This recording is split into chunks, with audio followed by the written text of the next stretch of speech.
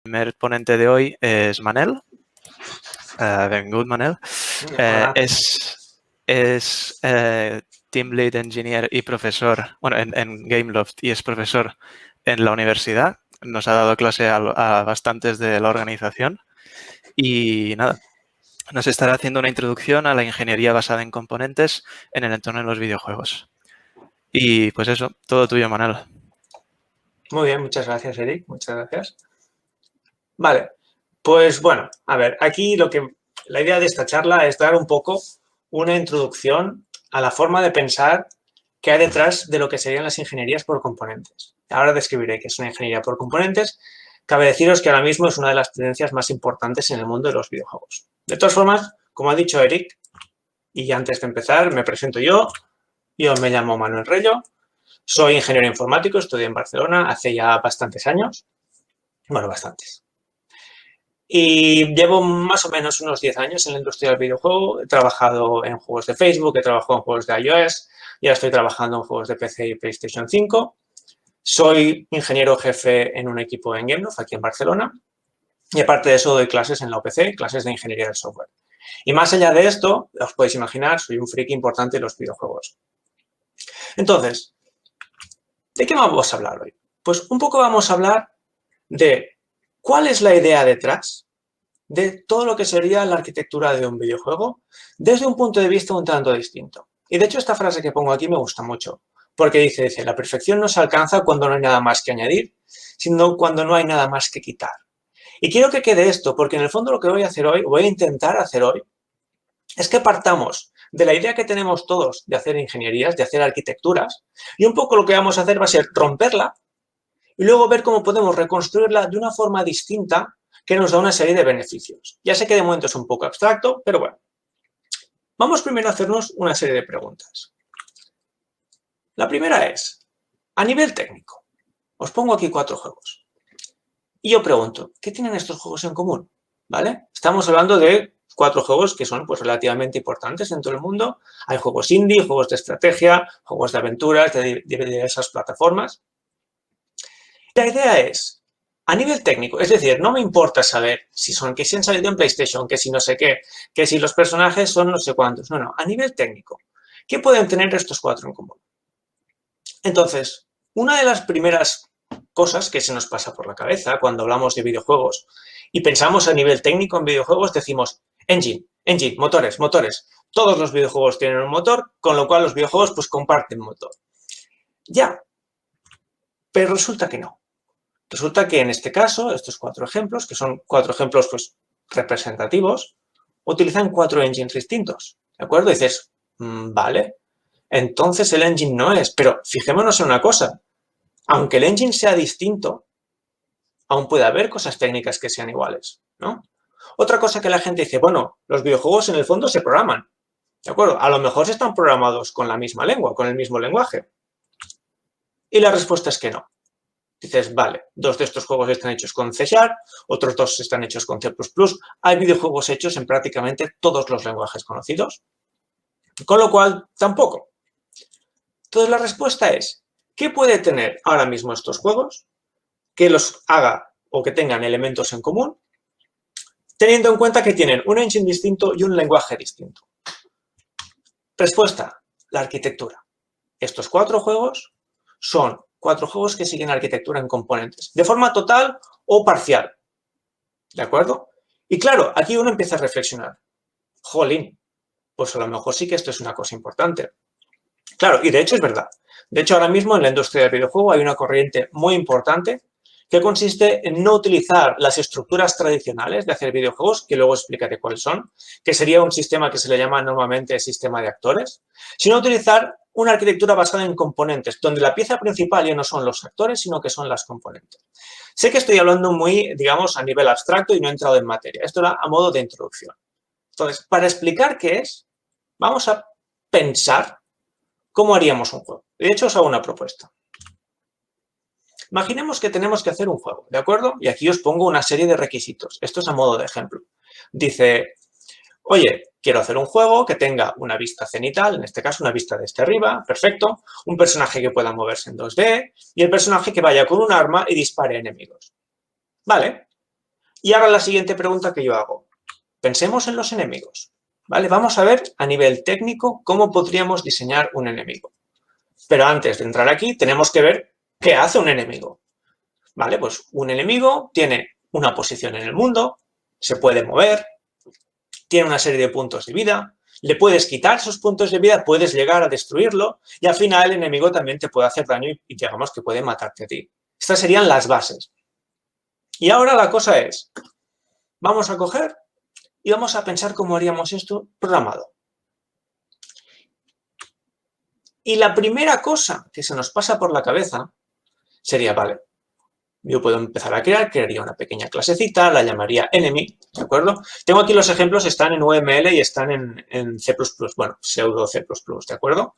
Para, básicamente, pero en el fondo acaban representando lo mismo. Diría, vale, yo tendría una pequeña clasecita enemigo que le pondría los atributos que a mí me interesan, que si tengo una posición, una velocidad, un daño, etcétera, etcétera, etcétera.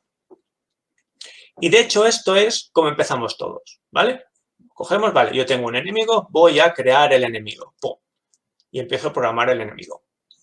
Vale, y tú podrías empezar a hacer el juego. Funcionaría. De hecho, sí, esto sí funcionaría. Pero luego dices, es que a lo mejor hay más cosas que tengo que considerar, ¿no? Vale, ¿qué otras cosas? Bueno, pues resulta que a lo mejor en el juego también quiero que haya trampas, que haya peligros. En este caso, una trampa lo que haría básicamente sería hacerte daño. Imaginemos, yo qué sé, un foso con fuego. Tú pisas el fuego y te quemas y te hace daño, pero el fuego básicamente ni se mueve, ni puedes eliminarlo. Sencillamente está ahí como un elemento que te daña puramente en el videojuego. Podríamos hablar de elementos destructibles. Dices, oye, mira, yo tengo una pared, puedo empezar a disparar a la pared se destruye y eso me abre un camino nuevo, ¿vale? Y por ejemplo, podríamos combinar un poco, oye, un peligro que se destruye. Sí, mira, tengo un objeto que cuando te toca te hace daño, pero resulta que si le disparo, pues lo destruyo y ya está, ¿no? Pues, oh. Y claro, dices, estas cosas me suenan, ¿no? Porque dices, el enemigo ya tiene algunos de estos elementos. Así que una de las opciones es empezar a montar herencias. Dices, mira, yo tengo un elemento base, ¿de acuerdo? Que puede tener una posición, una colisión, etcétera. Y a partir de aquí empiezo a sacar ramas. Digo, mira, pues por un lado tendré los destructibles, ¿de acuerdo? Donde les pondré su vida y el daño actual, la vida actual. Y a partir de los destructibles, si además me hacen daño, pues crearé una clasecita nueva que se dedique a eso. Es el destructible que te hace daño. Y paralelamente a esto, pues podría tener los peligros, ¿sí? Que básicamente lo que hacen es dañarte y a partir de los peligros crear la clase enemigo, que el enemigo sería lo que decíamos antes. Dices, bien, pues ahora ya tengo mi estructura montada, ya podría montar mi videojuego. Ya, pero vamos a pensar un poco. Aquí hay algo que huele mal, ¿no? Porque dices, fijémonos, resulta que tengo un montón de cosas repetidas, ¿no? El daño lo he repetido en 2 veces, la vida también la he repetido 2 veces. Y ya sabéis que por regla general, cuando programamos, en general, a nivel técnico, no nos gusta que las cosas estén repetidas. Nos interesaría pensar que, básicamente, si quieres tener que las cosas hagan daño, pues lo puedas tener en un solo sitio y lo programes una vez. Y aquí, de alguna forma, al crear esta estructura basada en tipos, de alguna forma me estoy comprometiendo a quizá tener información duplicada, cosa que eso nunca está bien. ¿Vale? Entonces, la pregunta es, ¿cómo podríamos hacer que esta estructura no tuviese elementos repetidos? Y aquí es el punto en el cual uno tiene que empezar a pensar, tiene que empezar a quitar, ¿de acuerdo? Teníamos nuestra estructura montada, la estructura nos parece correcta, pero vamos a empezar a romperla. ¿Qué podríamos hacer para que yo no tuviese que repetir información? Yo no tuviese que potencialmente programar la misma cosa 2 veces. Y de hecho, aquí es donde entra la arquitectura en componentes. La arquitectura en componentes dice, no. Tú no me hagas las estructuras, tú no me hagas las clases en función de lo que son los objetos. No, tú me haces la estructura y todas las clases a partir de lo que hacen y lo que tienen los objetos. Es decir, no vamos a programar un enemigo. Vamos a ver qué tenemos que programar en vez del enemigo para que se pueda reaprovechar. Como decíamos, un enemigo, en el fondo, va a ser un ente, una entidad, que tiene vida, daña y se mueve. ¿Sí? Que sea un enemigo o no sea un enemigo me da igual. Esta cosa tiene vida, daña y se mueve. Por otro lado, una trampa es otro ente que tiene vida y daña. Un destructible es un ente que tiene vida. Un destructible móvil es otro ente que tiene vida y se mueve. ¿Sí? Fijémonos como de alguna forma hemos cogido las mismas piezas que teníamos, los mismos elementos del puzzle, y lo que hemos hecho ha sido desensamblarlos e intentar encajarlos de una forma distinta. Y esto es exactamente lo que dice la arquitectura en entidad, componente y sistema, ECS. En que en inglés es Entity Component System, pues si alguien quiere buscar documentación. Ahora al final os daré más información de las fuentes de esto. Donde básicamente, digamos, vamos a montar nuestro sistema en base a 3 pilares fundamentales. Pilar número 1, la entidad. Una entidad, en el fondo, será un objeto genérico que tiene componentes, tiene cosas. Y ya, y en función de las cosas que tenga, lo que ocurrirá es que esta entidad se comportará de una forma o se comportará de otra. Dicho de otra forma, en función de las cosas que tenga, esta entidad podrá ser un enemigo, un destructible o incluso el jugador mismo. El segundo elemento serían las componentes. Una componente básicamente va a representar aquella información que necesito que tenga la entidad. ¿Sí? Por ejemplo, si yo necesito que la entidad se mueva, pues para que se mueva tiene que tener una posición. Pues la posición será información que estará en una componente. Ahora luego pondré ejemplos, ¿eh? Y finalmente, para saber cómo se mueven, cómo interactúan estas componentes de estas entidades, entran en juego el tercer pilar, los sistemas. De alguna forma, el sistema te dice, mira, pues si eres una componente que se mueve, yo en cada frame, en cada vez que tenga que actualizarme, lo que voy a hacer va a ser cambiarte la posición en función de cosas, las reglas que sean. No quiero entrar en detalles en esto. Así dicho de forma bruta y de forma natural, en el fondo las componentes nos marcan las cosas que tienen los objetos y los sistemas nos dicen las cosas que hacen. Y si ahora cogemos y nos planteamos otra vez nuestro sistema, pero esta vez pensado con arquitectura de componentes, la idea sería la siguiente. Dices, mira, partimos de la entidad. ¿Qué tiene la entidad? Nada, solo una lista de componentes, que las componentes las tenemos aquí. Es una pequeña clase que dice, no tiene nada la componente. No, las componentes no tienen nada. Lo que voy a hacer va a ser heredar de esta, crear subclases de esta, y a partir de aquí es donde especificaré el comportamiento. Por ejemplo, una componente de colisión lo que va a tener es sencillamente información referente a la colisión. Una componente de daño va a tener información sobre el daño. Y así iríamos haciéndolas todas, ¿de acuerdo? Transformación con su posición, la vida sería los HP máximos y actuales y velocidad de movimiento en el caso de la componente de movimiento. Aquí un poco se puede ver la estructura en general. Básicamente la entidad tiene componentes y las componentes son de los tipos. Y lo único que voy a hacer va a ser ir asignando componentes a los objetos. ¿Sí? Ahora vemos. Luego, encima de esto, diríamos, vale, ahora que ya tengo la información distribuida, pues voy a coger cada uno de mis componentes y le voy a aplicar un sistema que dirá qué pasa con ella, ¿de acuerdo? Aquí os lo pongo un poco, pero, por ejemplo, un sistema de movimiento lo que hace es buscar a todos los que tienen la componente de movimiento y moverlos.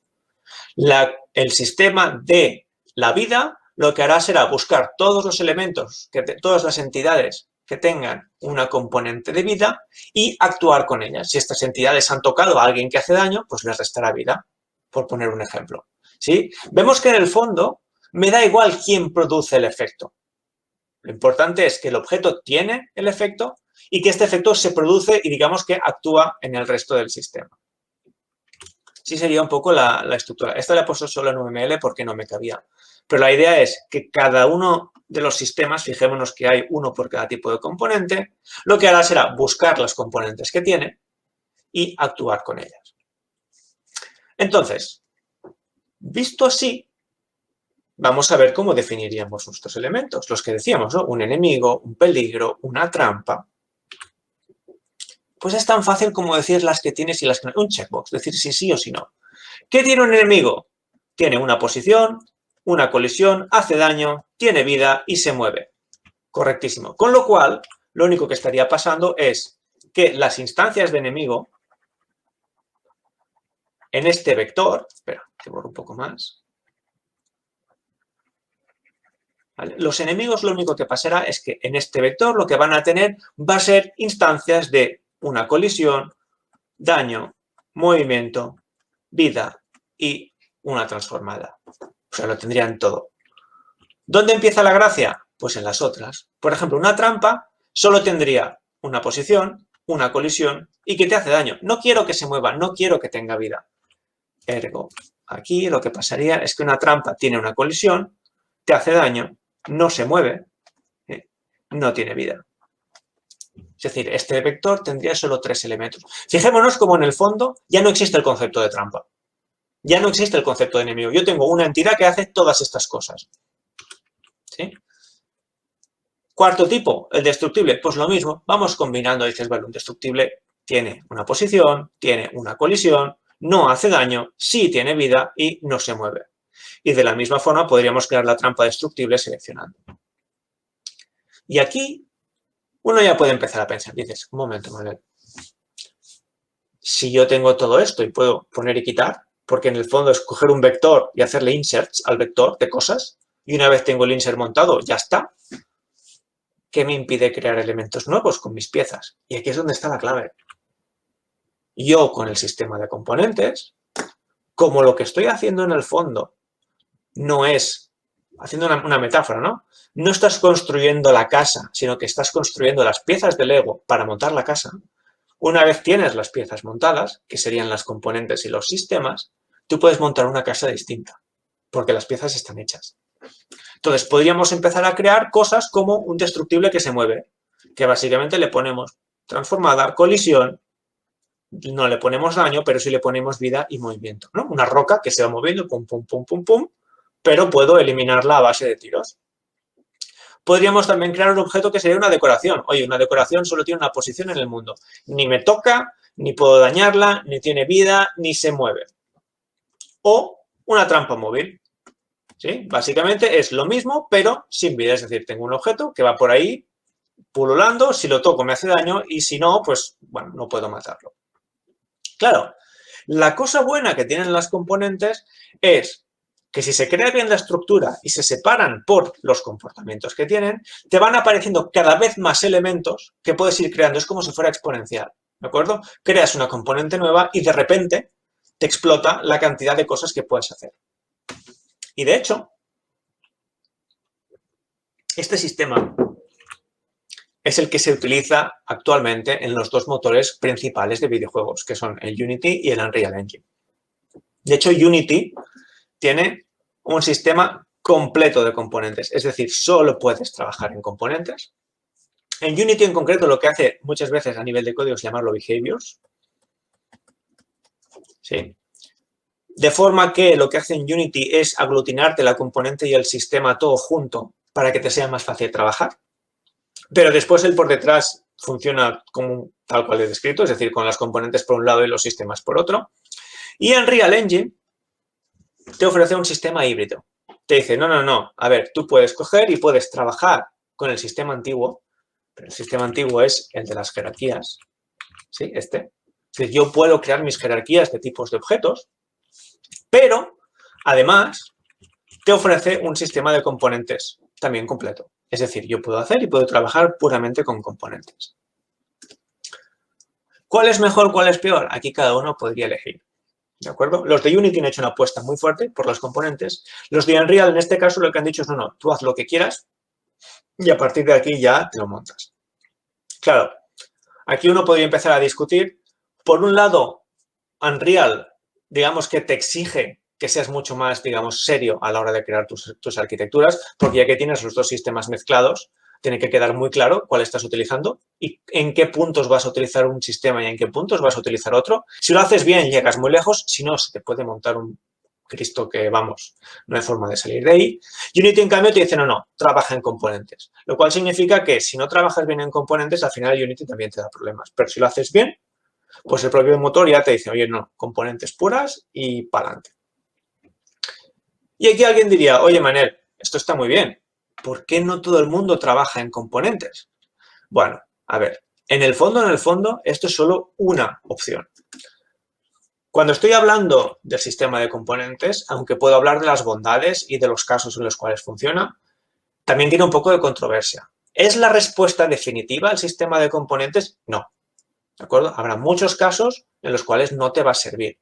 De hecho, en el momento en el cual ya te sales del gameplay, del movimiento de los personajes, de lo que sea, y tienes que empezar a trabajar con menús, que si subo de nivel, que si tengo tal arma, que si tengo no sé qué, que si el elemento por aquí, el elemento por allá, en ese momento las componentes hacen un poco de aguas. ¿Por qué? Porque las componentes tienen un problema principal. Es el problema. Y es que pierden el sentido los tipos de objeto. Claro, yo he partido de, oye, yo tengo un enemigo y he dejado de tener el concepto de enemigo para tener una entidad genérica que se mueve, daña, tiene vida y bla, bla, bla, bla, bla. Claro, ahora resulta que yo quiero hacer un portal que solo pueden atravesarlo los enemigos. Claro, es que ahora resulta que el enemigo ya no existe. No sé si veis por dónde va el problema. Si no tengo el concepto de enemigo, ¿cómo puedo hacer un portal que solo pueden cruzar los enemigos? Entonces tendrías que crear una capa más para de alguna forma volver a diferenciar los enemigos de lo que no son enemigos. Entonces, en este sentido, las componentes presentan un problema. Con lo cual, a veces también interesa el sistema de actores, que sería el sistema clave. Así a nivel general, ¿de acuerdo? La gran ventaja, pero grandísima ventaja de la arquitectura en componentes es que es súper flexible, ¿vale? Súper extensible, es decir, las cosas crecen súper bien y es muy reusable. Jolín, si estamos cogiendo y estamos trabajando con las piezas de Lego, pues coges las piezas de Lego y las vas moviendo arriba y abajo. Si están bien hechas, las puedes llevar donde quieras y las puedes combinar como quieras. Si no, pues se te está liando un Cristo. Y ese es uno de los problemas. Los sistemas de componentes, dado que están montándose a través de las pequeñas piezas, llega un momento que tienes tantas piezas pequeñitas que a veces te pierdes. ¿Sí? Tienes todo el comportamiento dividido de forma infinita, con lo cual dices, vale, ¿y cómo se llamaba la componente que hacía que el personaje pudiese atravesar las barreras del láser? Bueno, pues encuéntrala, ¿de acuerdo? Y no solamente eso, las interacciones entre ellas. A más tienes, pues la cosa más se complica. Lo que decía, desaparece el tipo de la entidad. Ya no tengo enemigos, ya no tengo ni personaje principal, no tengo trampas, no tengo nada. Tengo entidades que hacen cosas y tienen cosas. Y entonces, en este sentido, es más complejo de funcionar con tipos. Y el problema de base es que nuestro cerebro humano está precableado para pensar en tipos. Esto es un enemigo. No, no es un enemigo. Esto es una cosa que se mueve, se te daña y tiene vida. Y eso es un chip difícil que a veces cuesta. Entonces, de alguna forma, esto nos lleva a que sean un pelín más complejos de entender. Como decía, no son la respuesta definitiva. Están muy de moda. Si se utilizan bien, el sistema de componentes es una pasada, súper potente y te da una flexibilidad absurda. Si se usa mal, te estás metiendo en problemas. Entonces, un poco este sería el mensaje de la presentación esta. No he querido entrar en mucho detalle, porque básicamente mi idea, si alguien ve esta presentación, es que se quede en que cogemos la estructura antigua, ¿de acuerdo? Lo que sería la estructura jerárquica, la estructura por actores, la estructura clásica, que por cierto se han hecho un montón de juegos así, ¿eh? Es decir, todos los juegos de principios del 2000, finales de los 90, etcétera, se hacían así, con esta estructura y funcionaban, ¿de acuerdo? Hay grandes obras maestras hechas con este sistema. No quiero decir que sea malo, ni mucho menos. Se puede llegar muy lejos con él. Pero la idea cuando trabajas en componentes es coger esto, romperlo y decir, no, la importancia no es lo que son las cosas, la importancia la tengo en lo que hacen y lo que tienen. ¿sí? De alguna forma nos interesa el crimen, pero no nos interesa el criminal. ¿Sí? No soy criminal, sino que soy una persona que roba. No eres un ladrón, eres una persona que roba. Ah, vale. Y esta sería un poco la idea. Entonces, la documentación serían todas estas fuentes, que son las que he consultado. Y nada, si hay alguna pregunta, ahora es el momento de responderla. No tengo nada más que añadir. Así que, bueno, muchas gracias.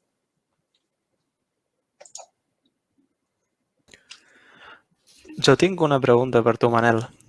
Bueno, Dime. en castellà, que está la presentación en español. ¿Nos podrías poner algún ejemplo de algún juego moderno o que a ti personalmente hayas trabajado, si quieres compartirlo, que sea con este tipo de arquitectura?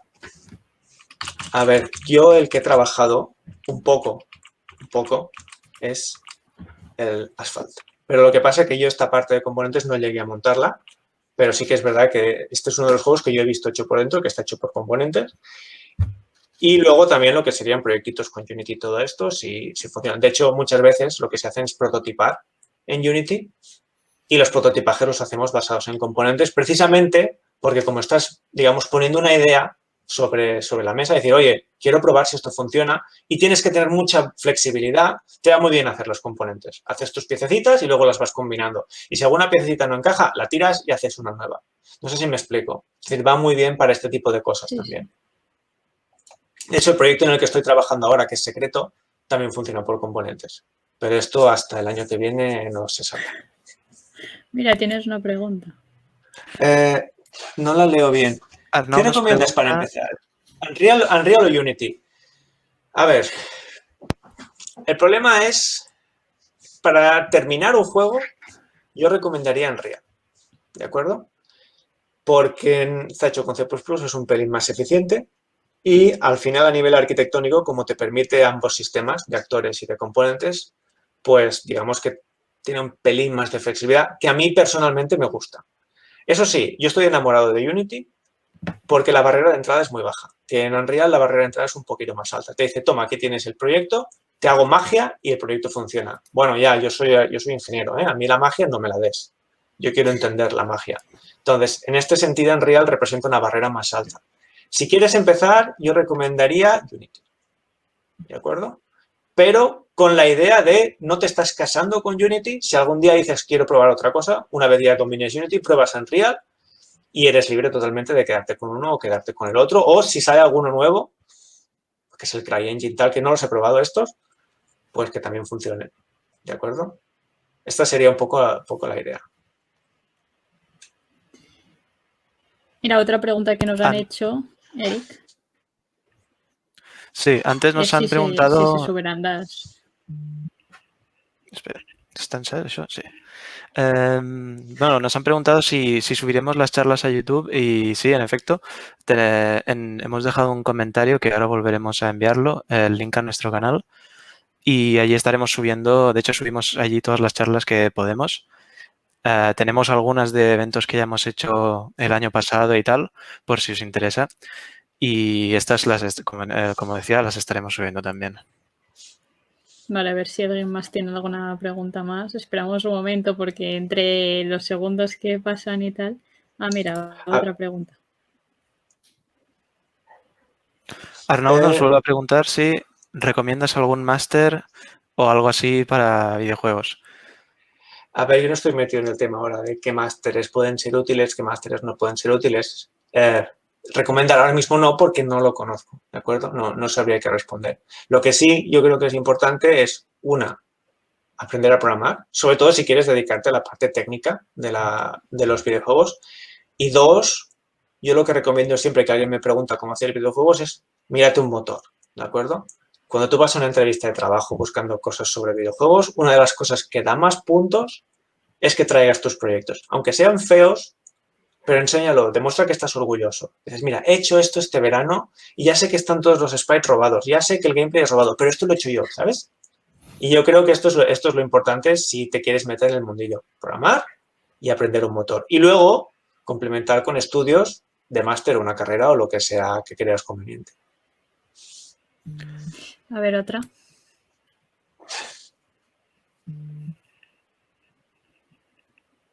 Si se quiere desarrollar en Linux, ¿qué recomiendas usar? ¿Unreal es la única opción? Pues no lo sé. Yo trabajo en Windows normalmente.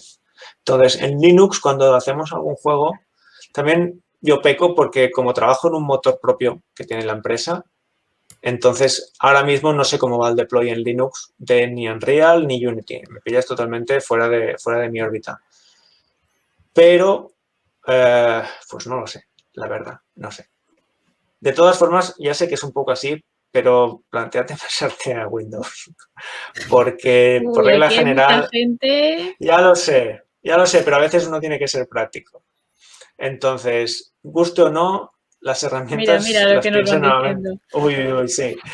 Las herramientas muchas veces las plantean para Windows. Y se ha dicho, yo soy un fan del software libre, pero al final he tenido que pasar por el aro del Visual Studio y el aro del Windows y al final estás cómodo, ¿de acuerdo? Ya sé que me voy a ganar enemigos, por no decir Linux, pero bueno. Sí, mira, aquí ya están saliendo de debajo de las piedras. Mira, uno dice que va relacionado con la otra pregunta, supongo. Dice, ¿el sistema de componentes se usa en motores propios de empresa o solo en Unreal? Se utiliza en muchas partes, muchísimas. De hecho, a ver, yo porque no conozco los motores de otras empresas, pero apostaría muy fuerte que las componentes son la pieza principal. Porque ahora mismo es lo que está tirando adelante la industria del videojuego, que serían las componentes. Y va a ir a más, porque ahora todavía queda mucha gente con inercia de trabajar en sistemas antiguos, pero cada vez más la gente se está convirtiendo a esto. Pero también es lo que decía en la charla, ¿eh? Es decir, no es la respuesta definitiva, ¿de acuerdo? Los motores modernos te lo ofrecen, Unity y Unreal te lo ofrecen. Fijémonos que Unreal en el fondo no te dice, no te obliga a utilizar componentes. Te dice, no, no, si quieres un sistema de actores como antes, lo puedes seguir usando. Y para según qué casos, yo creo que es que va mejor el sistema de actores que las componentes. Por ejemplo, un caso clásico. Dices, tengo que programar la cámara. Ya bueno, ¿cuántas cámaras vas a tener? Vale, una. ¿Y qué hace la cámara? Te sigue al jugador de una forma específica. ¿Hay alguien más en el juego que va a hacer eso? No. Vale, entonces, ¿para qué quieres una componente, amigo, que te haga esto? Puedes hacerlo, evidentemente. En Unity tendrás que hacerlo así. Pero en el fondo es que la cámara va a hacer eso. Pues haz una pequeña cámara y ya la tienes. Y al menos sabes el concepto cámara que está ahí. No sé si me explico. Entonces, sí, se utiliza un montón. Y también dicho, más allá de lo que sería la fase de acción, la fase de gameplay, detrás de eso las componentes no se utilizan. Es decir, yo en el momento en el cual, por ejemplo, ahora es un clásico, ¿no? Los videojuegos que tienes tu nivel, tus personajes, tu inventario, tu no sé qué, tu no sé cuántos, todo eso de fondo no está hecho con componentes la mayoría de veces, sino que se hace de forma clásica. Yo tengo un objeto, el objeto tiene una jerarquía, la jerarquía tengo el objeto, la arma, el no sé qué, el no sé cuántos. Entonces, ibas tirando de jerarquías a modo clásico. ¿Sí? ¿Me explico? No sé. Sí, yo creo que sí. Bueno, esta no sé si la sabrás. Y la especialidad de... Sí, hay que descartar. Es que leo muy pequeño. Nos preguntan si para este tema hay que decantarse por alguna especialidad en específico de la FIP. Y creo que Esto es la... esta conversación la hemos tenido tú y yo, Manel. Sí, sí, sí. A ver. Esta es la pregunta estrella y no sé si es el sitio. Cuando quieres hacer videojuegos, hay dos cosas importantes. De hecho, tres. La una, tener buenos conocimientos de ingeniería del software. ¿Por qué? Porque los videojuegos son muy grandes y trabaja mucha gente, tienes que ser buen ingeniero del software. Si no, lo pasarás mal. La otra, tener conocimientos de gráficos, pero cada vez es menos necesario. Es decir, en un equipo todo el mundo tendrá contacto con la ingeniería del software, pero no todo el mundo tendrá contacto con los gráficos. De hecho, en mi equipo ahora mismo, que somos 12, hay 2 de gráficos solo y el resto no tocamos casi gráficos. Hay otros 2 más que a veces hacen alguna cosilla con gráficos, pero fijémonos, es decir, 4 de 12 hacen gráficos. Los otros 8 no tocan nada. ¿De acuerdo? Y la otra es tener buenos conocimientos de algoritmia. ¿Sí? Si sabes hacer algoritmos eficientes, si sabes programar que las cosas no se te vayan a la memoria de madre, todo este tipo de cosas son importantes también.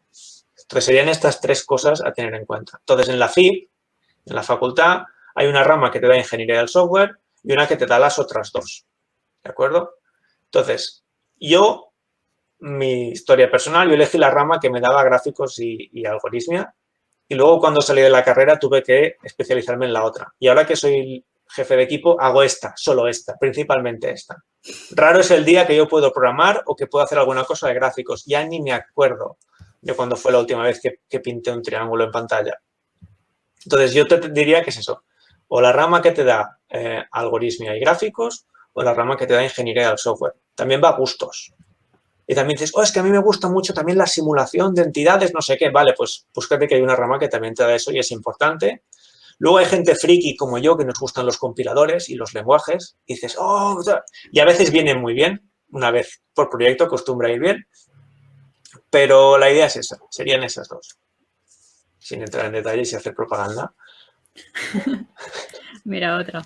Tenemos Cellram15 nos pregunta si hay mucha diferencia cuando estás creando el guión de un videojuego comparado con el de otras formas de media como una película. A ver, el problema del videojuego es que iteras mucho porque lo que quieres es dar una sensación. Entonces, yo en un videojuego lo que pasa es, tú quieres, por ejemplo, dar la sensación de frustración en algún momento o de diversión en un momento. Coges, programas, lo pruebas. Dices, no funciona, y iteras. Eso en una película normalmente no puedes hacerlo. ¿Por qué? Porque has hecho el guión, has rodado. Y vale, resulta que esta escena tenía que ser divertida y no es divertida. ¿Qué haces? En un videojuego puedes coger, venga, lo tiras y vuelves a empezar. De hecho, la fase inicial normalmente es eso, coges pruebas, tiras, pruebas, tiras, pruebas, tiras, pruebas, tiras, hasta que al final, esto funciona. Pues esto me lo quedo, venga, pruebas, tiras, esto también, pum. Y te vas creando el videojuego a partir de las cosas que ves que funcionan. Entonces, yo no creo que sea lo mismo. De hecho, creo que como la forma de trabajar es distinta, creo que el guión va a ser distinto. Tampoco he trabajado en cine, aquí no me venga. No es mi área. Vale, a ver, creo que esa era la última. ¿Qué game jams recomiendas? Pues no lo sé, no estoy metido en el tema. Pensad que mi game jam es cada día, de 8 a 7, sin parar, dándolo todo. Entonces no tengo tiempo para meterme en otras para cubrirme el fin de semana. Creo que tenemos una última pregunta, que ya que esta ha sido cortita y ya las habríamos cubierto todas. Si nos pregunta Raymaster si se puede mezclar ECS con actores. Sí, no es problema. A ver, el problema es si se te va de las manos. Pero si uno es consistente y dices, no, estas cosas van a ir con actores, estas cosas van a ir por componentes, se puede hacer. Un clásico, por ejemplo, las cámaras por actores, ¿vale? El personaje principal, actores. Los enemigos y elementos del mundo por componentes. Puedes poner la frontera donde quieras, ¿de acuerdo? De hecho, es lo que decía, Unity te obliga, Unreal no, en Unreal tienes que elegir tú el momento. Por ejemplo, las UIs, las interfaces, pues hacerlas por componentes cuesta. Pues las puedes hacer sin componentes, las hacer por actores. Digamos que sí, es posible mezclarlo. Es recomendable que te plantees cada caso. A fin de cuentas, la respuesta definitiva es piénsalo. Tienes un problema, dices, vale, este es mi problema. ¿Cómo lo soluciono? ¿A o B? Pues eliges y ya está. Con lo cual sí, se puede mezclar. Muy bien, pues muchas gracias. Muchas gracias por la presentación. Creo que esas han sido todas las preguntas. Espero que no arda el chat con mi comentario del Linux. Quedará para la posteridad, ya que subiremos la charla a YouTube, así que... Sí, quedará grabado. Luego nos vendrán a criticar con antorchas. A ver, que con Linux se pueden hacer muchas cosas, ¿eh? Solo que ahora mismo... Sí, solo que ahora mismo es complicado. Motivos los que sean de detrás, alguien quiere pensar en conspiraciones y tal, eso es otra historia. Ahora mismo las herramientas están pensadas para Windows. Y Mac menos, pero también. Y ya está. Pues muchas gracias per estar a vosaltres. amb nosaltres i